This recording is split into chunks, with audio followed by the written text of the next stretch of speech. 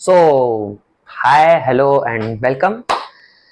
This is our channel and यहाँ पर मैं आप लोगों को इतिहास के बारे में बोलो तो हिस्ट्री के बारे में एक्सप्लेन करूंगा। ठीक है, अब जब भी हम हिस्ट्री के बारे में सोचते हैं तो हमारे माइंड में डेट्स घूमने लगती हैं और डेट्स को याद रखना सबसे ज्यादा डिफिकल्ट होता है। अच्छा चलो, याद तो तुम कर भी लो, लेकिन उसको समझना इतिहास की डेट को एक अपने आप में बड़ा टास्क है।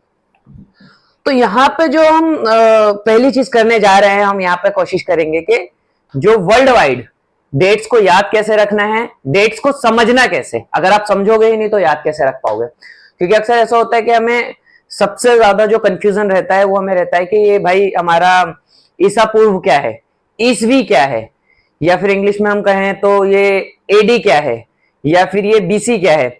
कुछ लोग एडी को आफ्टर डेथ कहते हैं, लेकिन एक्चुअल में ऐसा नहीं है। फिर ये अगर एडी और बीसी है तो फिर ये सीई क्या है, या फिर हमारा बीसीई क्या है। ये बहुत सारे फंडे हैं जिसमें आके लोग बहुत ज्यादा अटक जाते हैं। तो इतिहास को समझने से पहले, हिस्ट्री को समझने से पहले हमें टाइमलाइन और डेट्स को अच्छे से अंडरस्टैंडिंग करना होगा कि हमें कैसे डेट को स्टडी करना है, एक्चुअल में कौन सा वर्ड किस को डिपिक्ट करता है और किस तरह से उसको यूज में लिया जाता है। सबसे पहले बात करते हैं बीसी, वो वाला बीसी नहीं, दूसरा वाला बीसी। चलो मैं फिर से एक सिंपल एग्जांपल के थ्रू समझाता हूं। यहां से शुरू करते हैं। जो हमारा हमारा इतिहास है, it's not about only Indian history, it's all about world history. तो जो हमारी वर्ल्ड हिस्ट्री है उसको हमने दो पार्ट में डिवाइड करा है। मैंने नहीं, इतिहासकारों ने। तो कैसे डिवाइड करा है? जीसस क्राइस्ट के बर्थ के अकॉर्डिंग करा है डिवाइड। ठीक है जी। अब जीसस क्राइस्ट का जन्म होता है, उस दौर को हम एडी के नाम से जानते हैं। अब जन्म हो गया तो इसकी मीनिंग ये नहीं है कि आप सडनली लगा दोगे डेथ, ऐसा नहीं है। एडी की मीनिंग कभी भी आफ्टर डेथ नहीं था, नहीं है। एडी की जो फुल फॉर्म है एक्चुअल में एनो डोमिनी है, ANNO DOMINI Duminy. Any Duminy की मीनिंग होती है, ये एक लैटिन वर्ड है, इसकी मीनिंग आती है in the year of our god, यानी कि हमारे ईश्वर के दौर में। वह दौर जब हमारा ईश्वर अस्तित्व में था, अस्तित्व में तो आज भी है, हम चाहे देखें या ना देख पाए, ईश्वर हमेशा हमारे साथ रहता है बेशक। खैर, मुद्दे पे वापस लौटते हैं। तो एनो डोमिनी यानी कि in the years of our god, यानी कि वह दौर जहां पर हमारे ईश्वर हैं, हमारे ईश्वर के दौर में।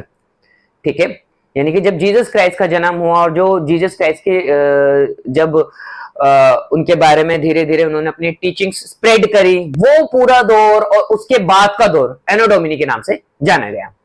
अब बात करते हैं बीसी क्या है। बीसी मतलब कि ये वो वाला बीसी नहीं है, दूसरा बीसी है। बीसी मतलब कि बिफोर क्राइस्ट, यानी कि जीसस क्राइस्ट के जन्म से पहले बिफोर क्राइस्ट कहलाया जाता है। अब कुछ लोग ऐसे भी थे जो कि क्रिश्चियन नहीं है, ऑब्वियसली, जो कि ज्यूज थे, या फिर हम जैसे हो गए, या फिर मुस्लिम, या फिर दूसरे जो मतलब अलग अलग जिनका रिलीजन था। तो वर्ल्ड वाइड हम सिर्फ क्रिश्चियनिटी के बेस पे वो लोग नहीं जानना चाहते थे इतिहास को, तो उन्होंने इसके नए नाम रखे, या ये को उनके एक एडिशनली नाम रखे गए। तो एडी बन गया CE. C stand for common era, C stand for common, E for era, S E stand for era, यानी कि दौर हिंदी में बोले तो एक नॉर्मल या फिर एक सामान्य दौर। ठीक है, कॉमन एरा। अब बीसी के लिए क्या यूज करा गया यहाँ पर? BCE, before common era. B stand for before, C stand for common, E for E stand for era. तो एडी बन गया हमारा सीई, जो कि क्रिश्चियन नहीं थे, वो जैसे मानते थे अपने हिसाब से, जो क्रिश्चियनिटी को फॉलो नहीं करते थे, वैसे उन लोगों के लिए एडी बन गया सीई, कॉमन एरा, और बीसी बन गया बीसीई, बिफोर कॉमन एरा। अब हम नेक्स्ट चीज पे चलते हैं। यहां पर आप लोगों को समझ में आ गया है कि एडी क्या है, बीसी क्या है, सीई क्या है और बीसीई क्या है। ये सारे फंडे आपको क्लियर हो चुके होंगे, आई होप थिंक सो। अब यहां पर हम एक चीज और समझने की कोशिश करते हैं, थोड़ा सा एक एग्जांपल ले लेते हैं हम। देखो साइड में हमारा एक टाइमलाइन है, इसको मैं एक्सप्लेन करने की कोशिश करूंगा। सेंटर में हमारे जीसस क्राइस्ट के बर्थ को डिपिक्ट करा गया है।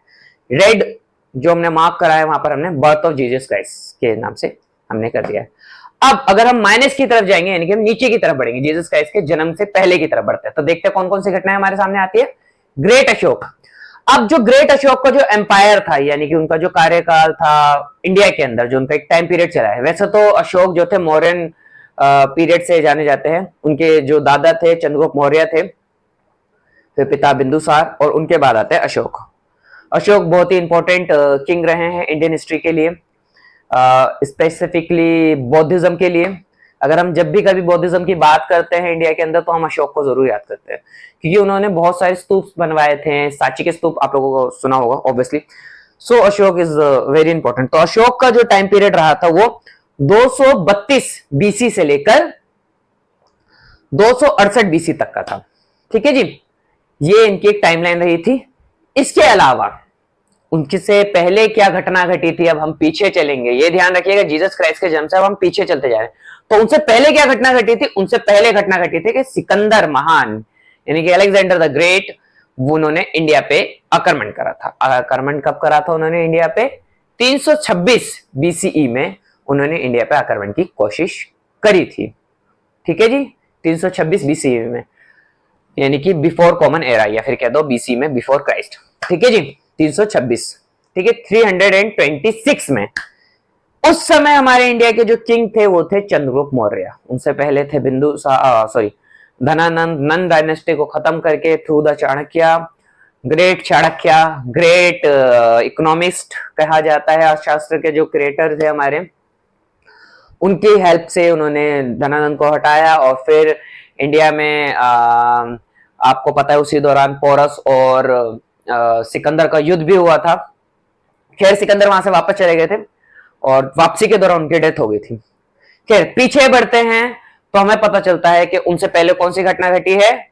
उनसे पहले हुआ है हमारे गौतम बुद्ध का जन्म। अब गौतम बुद्ध जी का जन्म कब हुआ था? भगवान गौतम बुद्ध जी का जन्म होता है हमारा 564 में, यानी कि 564 बीसी में, या फिर बीसीई में, 564 बीसीई में या फिर 564 बीसी में उनका जन्म होता है। इससे पहले अगर हम आगे बढ़ते हैं तो उससे मतलब थोड़ा सा और पीछे जाते हैं, थोड़ा नहीं काफी ज्यादा पीछे जाना होगा, थोड़ा नहीं बल्कि, तो इंडस वैली सिविलाइजेशन की बात करते हैं। हड़प्पा सभ्यता, मोहनजोदड़ो सुना होगा आपने और बहुत ज्यादा याद भी होगा। 6th क्लास में भी पढ़ा था, 11th क्लास में भी, 11th या 12th में भी पढ़ा था आप लोगों ने, सीबीएसई के सिलेबस में है। इंडस वैली सिविलाइजेशन, मोहनजोदड़ो, मन के, और ये सारा जो इनका शवाधान और इनके जो पोट्रीज या फिर इनकी सील्स जो भी थी, मतलब बहुत सारी चीजें जो इनकी फेमस थी वो। अब अगर हम, ये तो थी हमारे जीसस क्राइस्ट के जन्म से पहले की बात। अब जीसस क्राइस्ट के जन्म की अगर जन्म के बाद की बात करें तो क्या क्या चीजें घटी हैं, हमें इस चीज को देखना होगा। ठीक है जी, तो हाँ, तो हमें उन चीजों को देखना होगा। अब ये तो थी जीसस क्राइस्ट के जन्म से पहले हुई घटनाएं। Indus valley civilisation, Gautam Buddha ji का जन्म होता है, सिकंदर महान का आक्रमण होता है। महान इसलिए क्योंकि उनके नाम के आगे ग्रेट लगाया जाता था। महान अशोक, जिन्होंने नेशनल एम्बलम आपने देखा ही होगा, वो बनाया था। इसके अलावा स्तूप्स एंड ऑल। फिर जीसस क्राइस्ट का बर्थ हो जाता है। फिर उनके बाद क्या क्या हुआ, वर्ल्ड वाइड देखा जाए तो बहुत कुछ हुआ था, लेकिन इंडिया में क्या हुआ था काफी, थोड़ा सा और समय आगे आएंगे हम। तो इंडिया में जीसस क्राइस्ट के जन्म से अराउंड, अगर हम थोड़ा आगे की तरफ बढ़ते तो हमें पता चलता है कि गुप्ता एम्पायर की शुरुआत हुई थी। गुप्ता एम्पायर गोल्डन एज माना जाता है आर्ट और कल्चर के लिए, गोल्डन एज माना जाता है। उसके बाद एक बहुत ही इंपॉर्टेंट टेम्पल्स के निर्माण हुए थे। शोर टेम्पल का आपने नाम सुना होगा, महाबलीपुरम का नाम सुना होगा। तो महाबलीपुरम या शोर टेम्पल, इसके अलावा एक 5 रथा टेम्पल थे जो कि पांडवों से थोड़े से कनेक्टेड थे अगर देखा जाए तो, जिसमें बहुत सारे पांडवों के रथ के नाम से 5 रथा टेम्पल्स ये एक्सप्लेन है या फिर हिस्ट्री में है। आप पढ़ेंगे ऑब्वियसली उसके बारे में, हो सका तो मैं भी उसके बारे में एक्सप्लेन करूंगा। ठीक है जी, अब यहां पर अगला जो है हमारा 5 रथा टेम्पल, जो उनका टाइम पीरियड रहा है 5 रथा टेम्पल का, ठीक है, वो रहा है हमारा गुप्ता पीरियड की पहले बात करते, सॉरी मैं भूल गया था। गुप्ता पीरियड की जो उनकी टाइमलाइन रही है वो 319 एडी से लेकर, या फिर 319 सीई बोलो, सी से लेकर 467 यानी कि 467, ये उनकी टाइम पीरियड रहा था गुप्ता पीरियड का। गुप्ता पीरियड के कॉइन्स बड़े फेमस थे और इनके ये कहा जाता है कि आर्ट के लिए बहुत ही ज्यादा इंपॉर्टेंट पीरियड रहा है। इसके बाद थोड़ा सा और आगे बढ़ते हैं तो हमें पता चलता है कि 5 रथा टेम्पल्स बनाए गए थे। ठीक है जी, 5 रथा टेम्पल्स की ये जो बनाए गए हैं, ये बनाए गए हैं आपके 630 से लेकर 668 सीई, यानी कि सीई बोलो या फिर एडी बोलो, एक ही बात है, कॉमन एरा या फिर एनो डोमिनी। ठीक है जी, इस दौरान में ये बने हैं। इसके बाद थोड़ा सा और आगे आ जाओ तो आप मुगल एम्पायर देखते हैं। हमारा मुगल एम्पायर आपका चला है यहाँ पर इंडिया के अंदर 1526 से लेकर 1857 एडी या फिर सीई बोलो, आप दोनों में से कुछ भी बोल सकते हो आप। ठीक है जी, उसके बाद इंडियन नेशनल मूवमेंट 1857 से लेकर 1947 तक गांधी जी का योगदान आपको याद रहा होगा। साथ साथ में मंगल पांडे, भगत सिंह, राजगुरु, सुखदेव और ना ही तो मतलब कितने ही फ्रीडम फाइटर थे, इनकी बात ना करी जाए, तात्या तोपे हो या फिर हमारे रानी लक्ष्मीबाई हो, मतलब बहुत ही सारे मतलब अलग अलग दो से ज्यादा बार इंडियन नेशनल मूवमेंट्स की शुरुआत हुई। हालांकि 1857 में इसकी शुरुआत हो चुकी थी, लेकिन जो एक 1857 में कंपनी के लिए खिलाफ मूवमेंट हुए थे और बाद में 1917 से जो मूवमेंट शुरू हुए थे जो कि गांधी जी की देखरेख में हुए थे, वो सारे ब्रिटिश गवर्नमेंट के लिए हुए थे। बाद में जाके 1919 में असहयोग आंदोलन या फिर 1931 का हमें डांडी मार्च याद होगा, फिर उसके बाद 1942 में हमारा भारत छोड़ो आंदोलन, ये सारे आंदोलन जो नेशनल मूवमेंट्स में कहलाए जाते हैं। इसके बाद जो फेमस इंसिडेंट रहा जिसने पूरे वर्ल्ड को हिला के रखा और इंडिया को तो हिलाया था, वो था कोविड-19।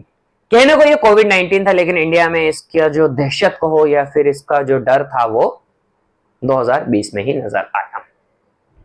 Thank you so much. So बस इतना ही था। आई होप थिंक सो कि आप लोगों को सारी चीजें समझ में आई होंगी, और नहीं आई हो तो मैं माफी चाहूंगा। मैं एक बार और कोशिश करूंगा इससे बेटर कुछ करके दिखाने की आप लोगों के सामने, इंशाल्लाह ताला मेरी पूरी कोशिश रहेगी। और धीरे धीरे हम हिस्ट्री पे बढ़ेंगे। आर्ट हिस्ट्री के ऊपर हमारा थोड़ा सा फोकस होगा। इसके अलावा हम डिफरेंट वीडियोस लेकर आएंगे, कभी आर्ट हिस्ट्री से रिलेटेड या फिर कभी दूसरे टॉपिक से रिलेटेड। अभी के लिए थैंक यू सो मच, मिलते हैं।